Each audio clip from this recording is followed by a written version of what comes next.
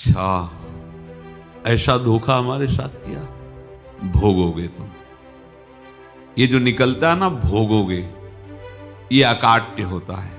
क्योंकि किसी का भी हृदय, मान लो किसी भी जीव जंतु को आप कष्ट दें और उसका हृदय आह भर जाए, तो वो आह वज्र की लीक है, तुम्हें भोगना पड़ेगा। वो आह किसी की ना लेना जिंदगी। कोई ऐसा कोई आह भर करके कह दिया तुम समर्थ हो, हम तो कुछ कर नहीं सकते, और अंदर से दुखी, फिर तुम्हारी सामर्थ्य काम नहीं करेगी, मिट्टी में मिला देगी। ऐसा नहीं कि आप जो कर रहे हैं कोई देख नहीं रहा, कोई हिसाब किताब नहीं, जो कर रहे हैं अवश्य में भोक्तव्यम। बहुत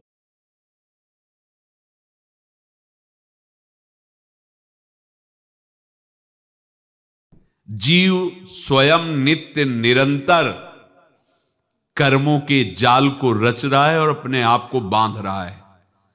आपको मुक्त होना है, बंधना नहीं है। जीव का जन्म कर्मों के अनुबंध से होता है, कर्मों के बंधन से होता है, और उसको अपना ऋण चुकाना होता है। कर्मानुबंध ये बहुत सूक्ष्म विषय है। जैसे आप जिस परिवार में जन्म लिए हैं, तो उस परिवार के लोगों से आपका ऋण है, इसलिए उसी परिवार में आप आए हैं। और ऋणानुबंध, उसको बिना चुकाए या बिना वसूल किए आप वहां से जाएंगे नहीं। आपको लेना है तो वसूल करना है, और देना है तो चुकाना है। ये पूर्व के जन्मों से निश्चित किया गया है।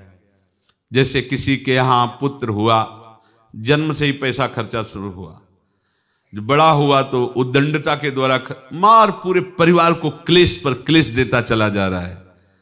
ये तुम्हारे कर्म का फल है। या ऐसे शक्तिहीन बुद्धिहीन ऐसे पागल पूरे जीवन सेवा करो, तुमसे अपना हिसाब चुकाने के लिए वो आया है। अब परिवार के जो सदस्य जुड़े आके, मतलब पत्नी आते ही पूरी हृदय में आनंद, परिवार में आनंद, और जीवन भर वो आनंद ही सुख देने के लिए उसका जन्म हुआ। वो अपना ऋणानुबंध मुक्त, और आते ही भयंकर क्लेश खड़ा कर दिया, बीच में दीवाल और झगड़ा वैसा, फिर अतरे दिन मारपीट शुरू, कलह अशांति, पूरा जीवन नरक हिसाब करने आए।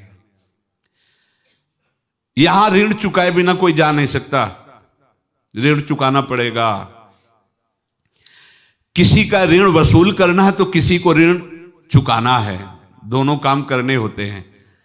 अनेक जन्मों में अनेक लोगों के साथ हमने जो बर्ताव किए हैं, अच्छे या बुरे, वो होंगे। अब किसी आदमी को हम जानते नहीं, अचानक मिला, अचानक टक्कर लगा और मार पीट गाली गुप्ता सब कर दिया, चुपचाप सह लो। क्यों? ये आपका हिसाब है, पूर्व का हिसाब। हमारा उससे कोई द्वेष नहीं, कोई संकल्प नहीं। अचानक घटना घटी और हमसे द्वेष करने लगा, हमें पीटने लगा, हमें गालियां दे, ये हिसाब है, चुपचाप सह जाओ। अपने घर का भाई ही भारी दुश्मन बन गया और क्लेश दे, हिसाब है।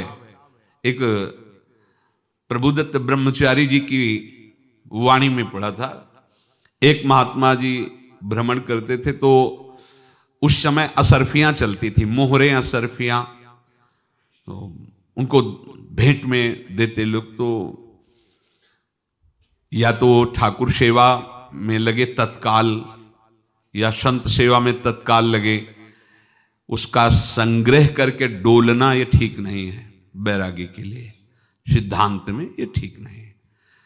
तो जब 2, 4, 6, 8 ऐसे मोहरे हुई, तो उन्होंने विचार किया कि और भ्रमण करके जब काफी मोहरे हो जाएंगी, तो प्रयागराज में जब कुंभ पड़ता है, एक बार पूरे सब अखाड़े के संतों को, अलग अलग संप्रदाय सब संतों को बुलाएंगे और सबको पुआएंगे। अब साधु है तो यही विचार करेगा, और क्या विचार करेगा। तो उन्होंने ऐसे डंडा बनवाया, बेंत, जो ऊपर से चूड़ीदार और भीतर पोला, और मोहरे उसमें डालते गए, और भ्रमण, जहां जहां श्रद्धालु भगत थे सबके यहां जाना, और इच्छा रखना कि एक मोहर तो दे ही दे दक्षिणा में। कामना कोई भी हो वो बांधती ही है, ध्यान रखना। इसीलिए